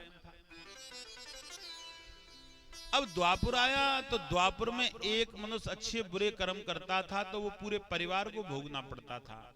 तो द्वापर में परिवार में एकता थी। मैं प्रभु कलयुग हूं, मेरे युग में सारी व्यवस्थाएं अलग हैं। कि क्यों? कि मेरे युग में स्त्री करेगी स्त्री को भोगना पड़ेगा, पति करेगा पति को भोगना पड़ेगा, बेटी करेगी बेटी को भोगना पड़ेगा, बेटा करेगा बेटा को भोगना पड़ेगा, दादी करेगी दादी को भोगना पड़ेगा, दादा करेगा दादा को, जो करेगा वो ही भरेगा।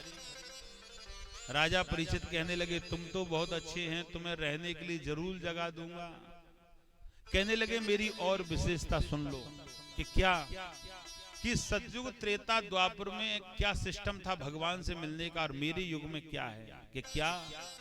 कि सतयुग त्रेता द्वापर में था, गोस्वामी जी ने स्पष्ट किया है कि जन्मो जन्मो मुनियतन कराए, जन्म जन्म मुनियतन कराए, जन्मो जन्म मुनियतन कराए, जन्म जन्म मुनियतन कराए, जन्म जन्म मुनियतन कराए, जन्म जन्म मुनियतन कराए, अंत राम कहूँ आवत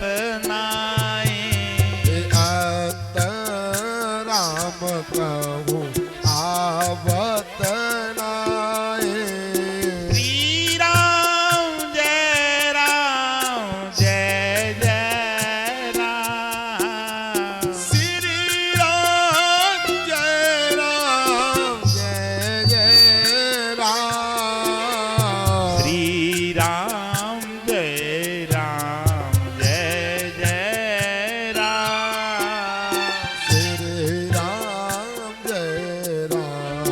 जय जय राम। सतयुग त्रेता द्वापर में जन्मा जन्म ऋषि मुनि तपस्या कर करके मर जाते, लेकिन भगवान नहीं मिलता। तो राजा परीक्षित कहने लगे तुम्हारे युग में तो मेरे युग में तो भगवान सेकंड में प्रकट हो जाता है। कि कैसे? कि मेरे युग का सिस्टम अलग है।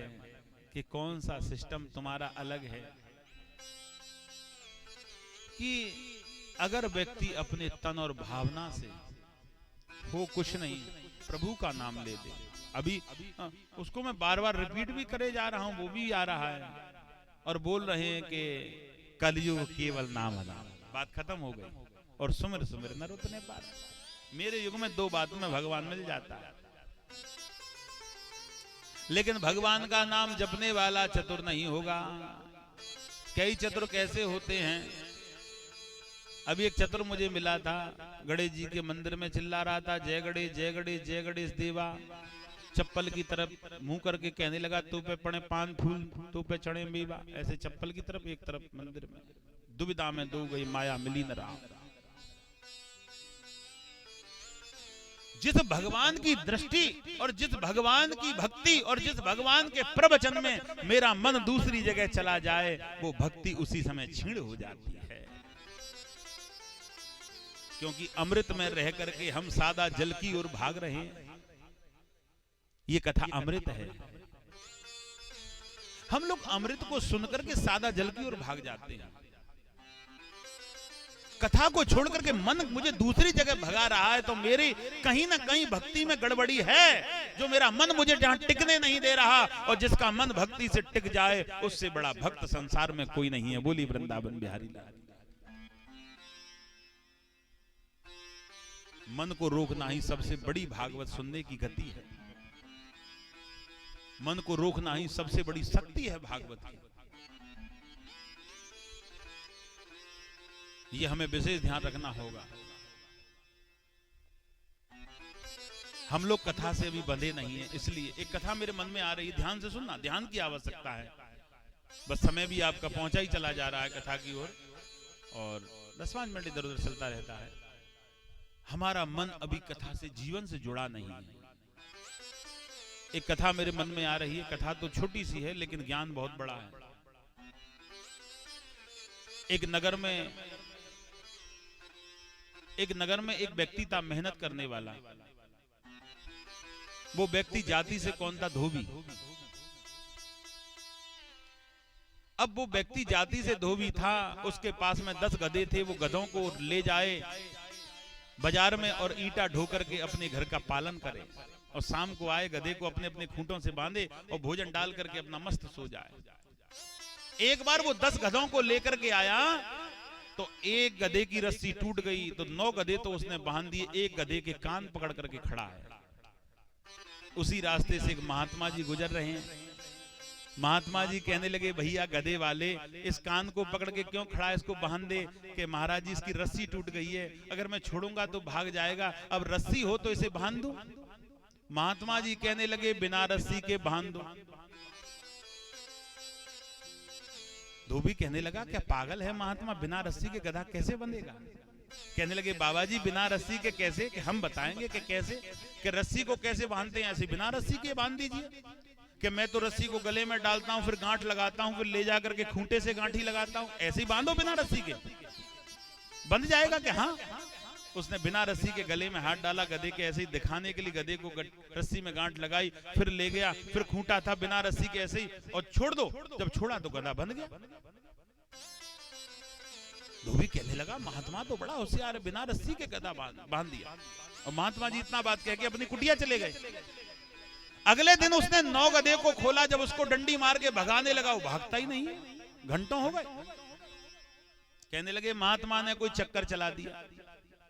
महात्मा जी के पास में पहुंचे, तुमने क्या कर दिया, वो गधा भागता ही नहीं है, मैंने खूब डंडी मारी, कि उसको खोला, कि मैंने बांधा ही कब था,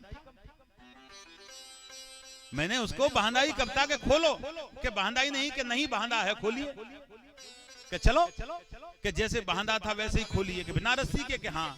ऐसे खूंटे पे ले गया, बिना रस्सी के ऐसे किया, बिना रस्सी के गले में हाथ डाला, ऐसे गांठी खोली, गधा तो भाग गया। महात्मा जी से कहने लगा, बिना रस्सी के बांधा, बिना रस्सी के खोला, कैसे भाग गया? महात्मा जी ने कहा, अरे मूर्ख, तेरी दृष्टि में वो खुला था, लेकिन उसकी दृष्टि में वो बंधा था। हम लोग अपनी दृष्टि में खुले हैं, जिस दिन प्रभु की दृष्टि में बंध जाएंगे, हमें दुनिया भगा नहीं सकती। हम लोग अभी बंधे नहीं। श्रीमद् भागवत कथा बांधने का कार्य करती है, हम लोगों को बंधने की आवश्यकता है। और बनता कौन है? जिसकी दृष्टि, जिसका मन, जिसकी बुद्धि, जिसकी विवेक, जिसकी इच्छा, जिसकी आत्मा, जिसका कर्म, जिसका नियम, जिसकी पूजा, जिसकी भक्ति, जिसकी शक्ति, जिसका नियम, जिसका जीवन, सब कुछ प्रभु से जुड़ जाता है, वो प्रभु से बन जाता है। और जो प्रभु से बन गया, दुनिया की शक्ति उसे खोल नहीं सकती। आहा, हम लोग बंधने के लिए आए हैं। आज उसी समय कहने लगे कि हे कलयुग, तुझे रहने के लिए जगह दूंगा, कि दीजिए, कि जहां जुआ होता हो वहां तुम रहो। कलयुग की जगह कौन कौन सी है? ध्यान से सुनना। आज भी जहां जुआ रहता है वहां कलयुग रहता है। जिस घर में मदरापान होता है उस घर में कलयुग रहता है। मदरापान जिस घर में रहता है उस घर में कलयुग रहता है। जिस घर में मांस का सेवन होता है उस घर में कलयुग रहता है। और जहां वेश्या रहती हैं, तन का व्यापार होता है, वहां कलयुग रहता है। ये 4 जगह कलयुग को दे दी। कलयुग कहने लगा, मेरा परिवार बड़ा है, 4 जगह में गुजारा नहीं होगा, और भी दो। कहने लगे, कोई झूठ बोले उसकी जिब्या पर बैठ जाओ। और जिसकी जिब्या पर कलयुग बैठ जाता है उसकी जिब्या कोई काम नहीं आती, किसी को आशीर्वाद नहीं दे सकती। जो झूठ बोले उसकी जिब्या पर बैठ जाओ। जो दूसरे की बुराई करे पड़ोसी की, उसके घर में घुस जाओ, विघ्न पैदा कर दो। जो अधर्म की कमाई से पैसा घर में लेकर के पत्नी के लिए कोई सिंगार सोने का बनाए, सोने में तुम वास कर लो। ये 7 जगह तुम्हें रहने के लिए दे दी और 7 जगह देकर के परिछज्जी चल दिए। कलयुग कहने लगा, अब मैं 7 जगह पर राज करूंगा। अगले दिन राजा परिषद की बुद्धि में विकास आया कि मेरे बाबा अर्जुन मुझसे कहा करते थे कि सोने का मुकुट कभी सर पर ग्रहण मत करना, उसी दिन तुम्हारी बुद्धि का विनाश हो जाएगा। राजा परीक्षित कहने लगे मैं तो सोने का मुकुट ग्रहण करके ही जाऊंगा। और सोने का मुकुट जब सर पर ग्रहण किया, बुद्धि का विनाश हो गया, कलयुग बैठ गया। राजा परीक्षित शिकार खेलते खेलते समीक मुनि के आश्रम पर गए, आवाज लगाई हे महात्मा मुझे जल पिलाओ। लेकिन महात्मा तो तपस्या में मस्त थे, किसकी क्या सुने। राजा परीक्षित ने उनके गले में क्रोध की वजह से मरा हुआ सर्प डाल दिया, महात्मा का अपमान कर दिया। छोटे छोटे बच्चों ने जाकर के बता दिया उनके महात्मा जी के पुत्र श्रृंगी ऋषि से कि तुम्हारे पिता समीक मुनि का अपमान कर दिया। श्रृंगी ऋषि ने कौंस की नदी का जल हाथ में उठा करके कहा कि मैं श्राप देता हूं, जिस परीक्षित ने मेरे पिता के गले में मरा हुआ सर्प डाला है वो 7 दिन बाद मर जाए। राजा परीक्षित को पता पड़ी 7 दिन बाद मरना होगा, इससे तो मैं गंगा किनारे जाकर के हरि नाम का उच्चारण करूंगा। राजा परीक्षित गंगा किनारे गए, कोई कोई महात्मा कहने लगे कि इनके हाथों से यज्ञ कराओ। 7 दिन में कितनी यज्ञ हो सकती है, ध्यान से सुनना। कोई कोई महात्मा कहने लगे अनुष्ठान करा दो, 7 दिन में कितना अनुष्ठान हो सकता है। कोई कोई महात्मा कहने लगे शिवपुराण सुना दो, कि शिवपुराण तो 41 दिन के अंदर पूरा होता है।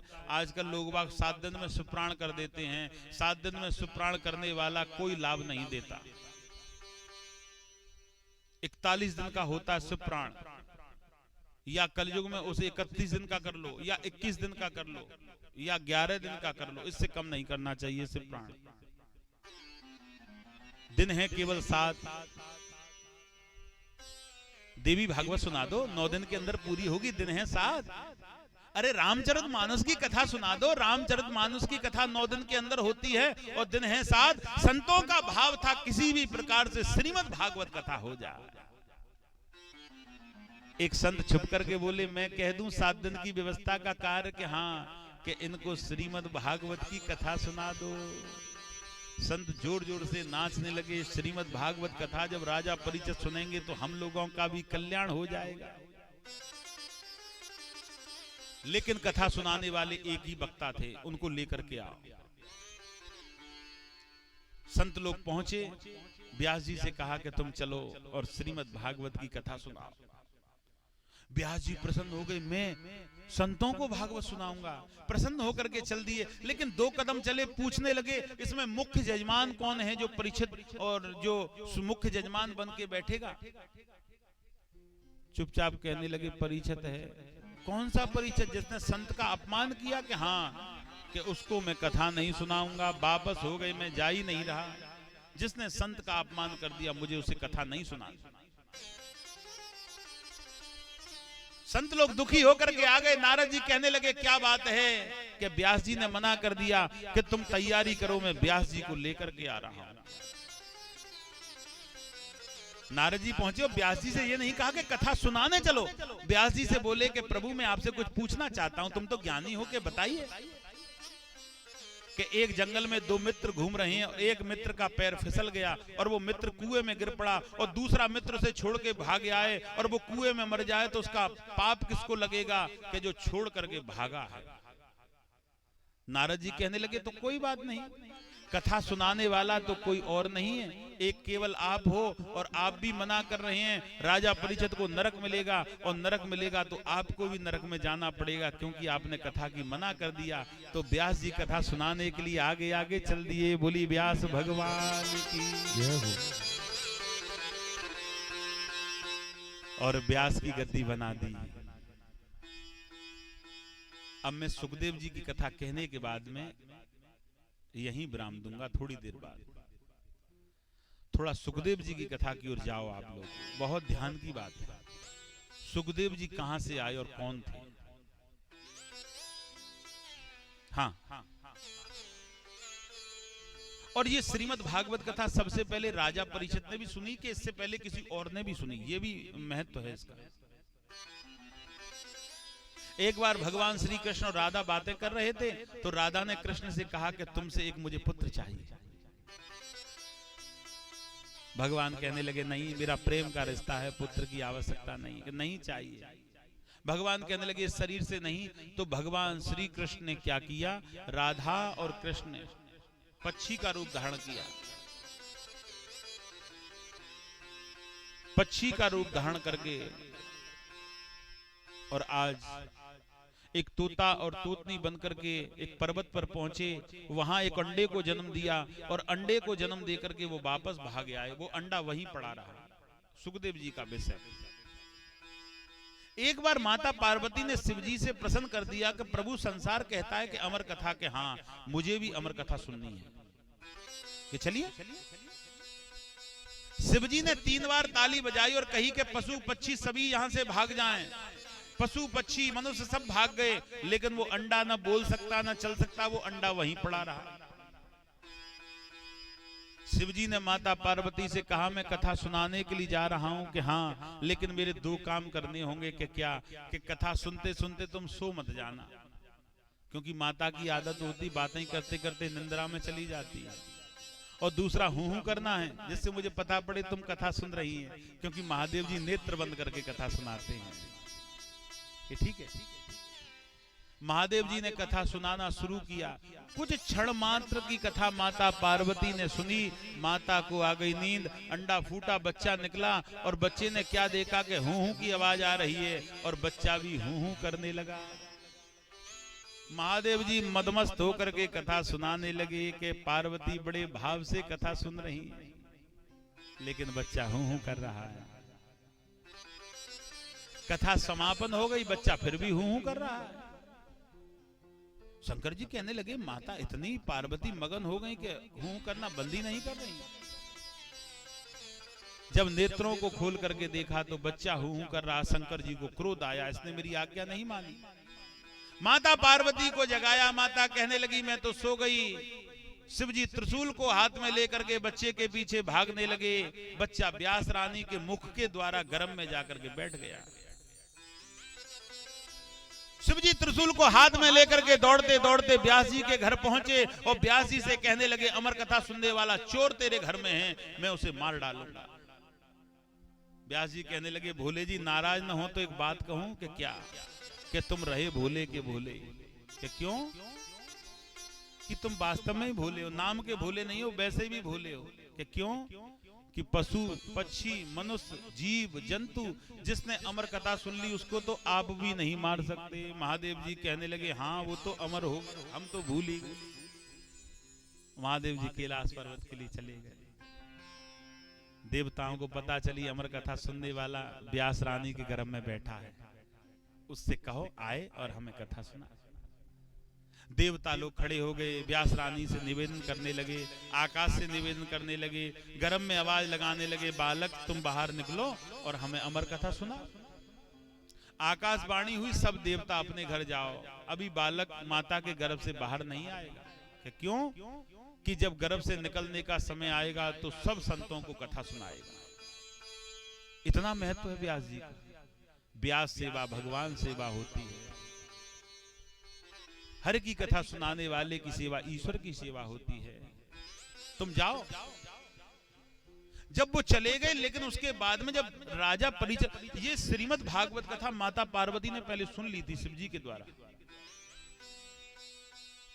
ध्यान से सुनना। जब श्री सुखदेव जी का जन्म हुआ, अवतार जिसे कहते हैं हम लोग, तो व्यास जी दरवाजे पे खड़े रहे और व्यास जी कहने लगे जब ये बच्चा और माता के गर्भ से निकलेगा तो मुझे चरण छू करके नमन करेगा। संत लोग भी खड़े हो गए रास्ते में कि जब बच्चा निकलेगा तो हम सबको नमन करते हुए निकलेगा। लेकिन वो बच्चा निकला, न किसी से नमन किया, न किसी के आगे झुका और सीधा चल करके व्यास की गद्दी पर बैठ गया। पिता को दुख हुआ, संतों को दुख हुआ, ये कैसा बच्चा है। जब भगवान ने ज्ञान दिया ये बच्चा नहीं है, ये स्वयं ईश्वर है, और जो स्वयं ज्ञान है, ज्ञान किसी के आगे नहीं झुकता, ज्ञान के आगे सबको झुकना पड़ता है। बोली वृंदावन बिहारी। लेकिन समस्या एक हुई उसमें, संतों ने नाराजगी करी। और संतों की कौन सी नाराजगी थी कि जब बच्चे का जन्म होता है तो उस समय सोवड़ लग जाती है। आपको पता है हमारे घर में कोई बच्चा होता तो सोवड़ लग जाती, पूजा बंद हो जाती। ये कैसा बच्चा जो माता के गर्भ से जन्म होते सीधा व्यास की गद्दी पर बैठ गया। उस समय सोवड़ नहीं थी, लेकिन फिर क्यों व्यास की गद्दी पर बैठा? अच्छा, सोवड़ कब लगती है ये विशेष बात है। जब श्री सुखदेव जी का अवतार हुआ तो सुखदेव जी ने नाल को कंधे पर रख लिया और व्यास की गद्दी पर बैठ गए। और भागवत में लिखा है जब तक नाल नहीं कटती तब तक सोवड़ सूतंग नहीं लगते, इसलिए उस समय सोवड़ सूतंग नहीं लगे और श्रीमद् भागवत की कथा सुनाई। राजा परीक्षित को जगा दी और राजा परीक्षित से कही कि हे राजन, एक जगह निश्चित कर लो कहां बैठ के कथा सुननी है। हे राजन, मन की गतियों को रोक करके श्रीमद् भागवत को पान कर लो। हे राजन, तुम बड़े सौभाग्यशाली हैं, दुनिया की संपत्ति, दुनिया का जीवन न्योछावर करके तुम्हें श्रीमद् भागवत की कथा भी मिल जाए वो भी कम है। जीवन में जो व्यक्ति इस पृथ्वी पर मानव शरीर लेकर के आया है, 184 नरक भोगने के बाद में अगर यजमान और श्रीमद् भागवत के राजा परीक्षित की तुम्हें पदवी प्राप्त हो रही है तो ये बहुत बड़े सौभाग्य की बात है। राजा रोने लगे, नेत्रों से अस्पात्र होने लगे और कहने लगे कि हे प्रभु, मैं सौभाग्यशाली हूं जो तुम्हारी कथा का श्रोता बनकर के कथा को सुन रहा हूं और मुझको कथा सुनाने के लिए तुम पहुंचे हैं और मेरे पीछे बैठे हुए हजारों लाखों संत कथा को सुन रहे हैं। मेरे जीवन का उद्धार तो उसी दिन हो गया जिस दिन कथा का मैं मुख्य श्रोता बन करके और तुम्हारी कथा का पान कर रहा हूं। हे राजन, तुम्हें 7 दिन में 24 अवतारों की कथा सुनाई जाएगी। हे राजन, क्रोध को 7 दिन के लिए त्याग दो। हे राजन, मोह को 7 दिन के लिए त्याग दो। हे राजन, लोभ को 7 दिन के लिए त्याग दो। हे राजन, भक्ति में मदमस्त हो जाओ और हरि भजन में पूरा समय दो। तुम्हें भगवान तो मिलेगा, लेकिन भगवान के साथ में तुम्हें वैकुंठ की भी प्राप्ति होगी। बोली वृंदावन बिहारी।